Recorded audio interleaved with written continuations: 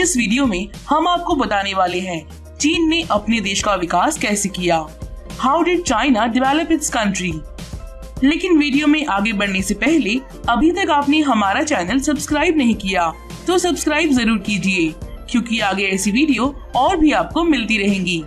भारत के आजाद होने के 2 साल बाद ही चीन जनवादी गणराज्य यानी पीपल्स रिपब्लिक ऑफ चाइना बना था। 50 और 60 के दशक में भारत जीडीपी और प्रति व्यक्ति आय में चीन से लगातार आगे रहा, लेकिन आज भारत की अर्थव्यवस्था $2 ट्रिलियन की है और चीन की $9 ट्रिलियन की।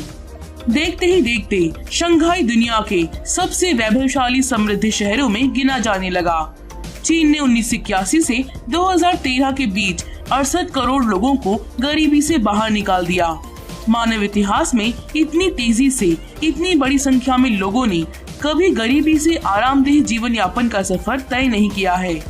आखिर कैसे चीन ने इतनी लंबी और ऊंची छलांग लगाई? एक उदाहरण है भारत की दीपावली। अब दीपावली की रात दिए नहीं जगमगाते, हर तरफ जगमग जगमग करती बिजली की लड़ियां ही दिखती हैं। सब की सब चीन में बनी हुई आतिशबाजी का सामान भी वहीं से आने लगा है और गणेश लक्ष्मी की मूर्तियां भी। दीपावली के हमारे लक्ष्मी पूजन से चीन का यीवू शहर उतना ही खुशहाल होता है।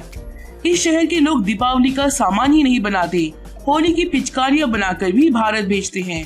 यहाँ दुनिया का सबसे बड़ा थोक बाजार है, करीब 7.5 लाख दुकानें। और तो और इन दुकानों में सिख गुरुओं के शब्द की किताबें भी मिल जाती हैं। यहाँ कुरान शरीफ की आयतें भी मिलती हैं और सेंटा क्लॉज भी। चीन में धंधे का एक ही फॉर्मूला है, वे कोई भी सौदा छोड़ते नहीं हैं और किसी भी सौदे में नुकसान नहीं उठाते। वे हर रेट का माल बनाते हैं, अच्छा भी और सस्ता व घटिया भी। यही वजह है कि 2011 में 40,000 भारतीय व्यवसायी यहाँ आए, जबकि 2013 में 3,60,000। भारत ही नहीं दुनिया भर के व्यापारी यहाँ पहुँच रहे हैं। भारत से यहाँ आने वाले व्यापारियों की संख्या इतनी ज्यादा है कि एक पूरी सड़क भारतीय रेस्टोरेंट और होटलों से भरी हुई है। चीन ने पहले फैक्ट्रियां बनाई, फिर उत्पाद को बेचने की व्यवस्था की। अब इम्पोर्टरों को इधर उधर जाने की जरूरत नहीं है और फैक्ट्री मालिकों को भी खरीदार ढूंढने की आवश्यकता नहीं है। चीन की आर्थिक राजधानी शंघाई से लगभग 300 किलोमीटर की दूरी पर बसे यीवू शहर में भारत से बड़ी संख्या में व्यापारी आने लगे हैं। इससे कंपटीशन बढ़ा है और इन व्यापारियों का मुनाफा हाल के दिनों में कम हो गया है, लेकिन व्यापारियों की संख्या लगातार बढ़ रही है और भारत जैसे देशों में उत्पादन कम हो रहा है। यही चीन की सोच थी। ये वो चीन के विकास की पूरी कहानी बताता है। इस कहानी की शुरुआत 1980 में तब हुई थी जब चीन पूरी तरह साम्यवादी था। निजी संपत्ति का अधिकार किसी को नहीं था, जो था वो स्टेट का था। लेकिन रातों रात चीन ने इसे बदल दिया। अचानक ही ऐसी चीजें हो गई जिनके बारे में पहले सोचना संभव नहीं था। कम्युनिस्ट पार्टी के नेतृत्व ने इस काम को इतने अच्छे ढंग से अंजाम दिया कि किसी तरह के विरोध की कोई गुंजाइश ही नहीं थी। चीन ने विदेशी निवेश के लिए अपने दरवाजे खोल दिए और स्पेशल इकोनॉमिक जोन बनाने का फैसला किया। ये इकोनॉमिक जोन चीन के विकास में तुरुप का पत्ता साबित हुए। भारत की तरह न तो इसका प्रस्ताव कहीं संसद या किसी संसदीय समिति में अटका और न ही इसके लिए भूमि अधिग्रहण की कोई समस्या आड़े आई। उजाड़े गए लोगों के पुनर्वास के बारे में अक्सर सोचा ही नहीं जाता। बीजिंग ओलंपिक से पहले शहर के आसपास बसे सैकड़ों गांवों को रातों रात हटाया गया। चीन के विकास का ये दूसरा पहलू है जिसमें विरोध और बहस की कोई गुंजाइश नहीं है। चीन की राजनीति ने विकास के आगे विरोध और बहस को दरकिनार कर दिया। आर्थिक निवेश को विचारधारा और राजनीति के चश्मे से नहीं देखा। चीन का कोई भी स्पेशल इकोनॉमिक जोन 30,000 हेक्टेयर से छोटा नहीं है।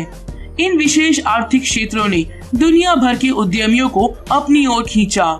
यहाँ तक कि भारत के कई उद्योगपतियों ने वहाँ अपनी फैक्ट्रियाँ लगाई हैं। चीन सरकार ने अपने सबसे चर्चित बांध को बनाने का ऐलान 1994 में किया था और 4 जुलाई 2012 को इस परियोजना से बिजली पैदा होनी शुरू हो गई। इसके लिए 13 बड़े शहर, 140 कस्बे और 1600 गांव खाली करवा दिए गए।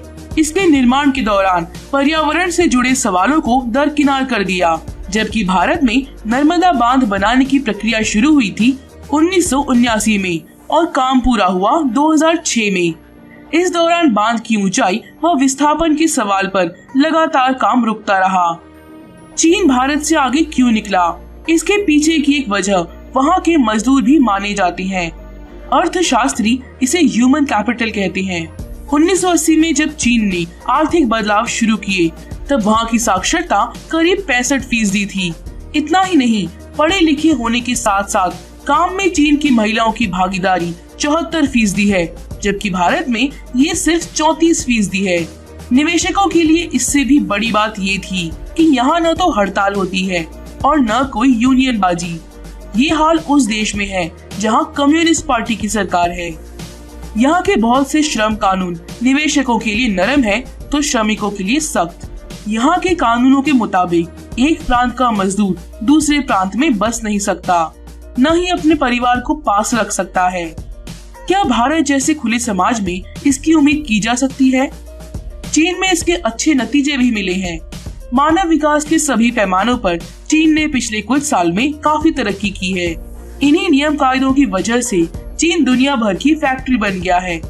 कुछ लोग चीन और भारत की तुलना को अलग ढंग से देखते हैं। चीन में वॉशिंगटन पोस्ट के ब्यूरो चीफ साइमन डेयर का कहना है कि भारत का लोकतंत्र उसकी सबसे बड़ी पूंजी है। आज नहीं तो कल लोकतंत्र के सहारे भारत चीन से आगे निकल सकता है।